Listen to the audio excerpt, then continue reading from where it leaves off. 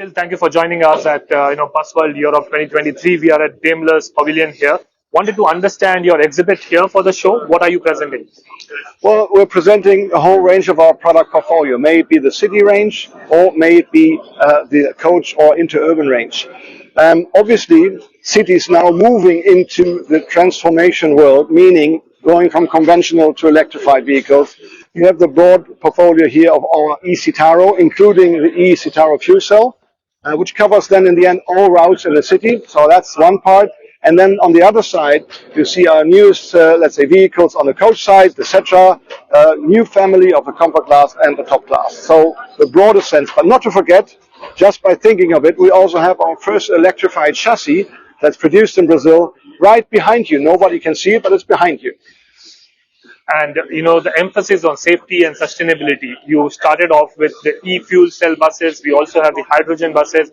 Emphasis on braking and new generation engine. Few words on the technology roadmap for Daimler buses. Well, first of all, when we talk about assistance systems, that has always been at the core of our, let's say, brand core, because safety is the most important element, and that is regardless of the drivetrain technology. So we obviously enhanced our active brake assist systems and all of these kind of systems. So that's all really well done. The other aspect is when you look ahead, we look at the electrification, obviously, but not just at the electrification, but also on H2. And that's the change potentially to the old world. In former days, diesel was applicable to all sorts of use cases. That will change with, let's say, meeting the new CO2 targets. For the city, it might be the battery, but for long distance travel, it's potentially rather the H2 drivetrain that then will prevail. How is your cooperation with the municipal corporation here? What is the penetration like in Europe for Daimler buses in electric mobility? Well, obviously, I can't share that with you, besides the fact that you can take a look at those, market shares that we have gained in the past. But I think what's more important, we have really a great asset.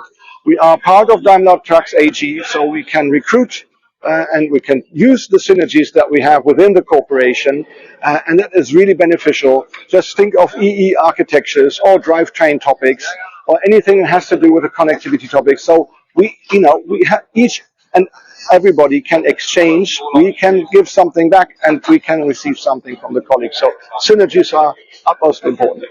Lastly, with the push on urban mobility and this being touted as the decade of buses, how is Daimler pushing sales in European region? We're doing really well in Europe, I have to say. One thing is the market, and I said that before, the markets are going to grow. For the simple fact that urbanization is still there. People move more and more to the cities or also to the surroundings. And that needs more and more public transport. But public transport emission-free and noise-reduced. And this is exactly where we then can contribute. Obviously, without a doubt, infrastructure has to be there and has to be built up as well. In order to meet the timelines, this is quite a stressful task.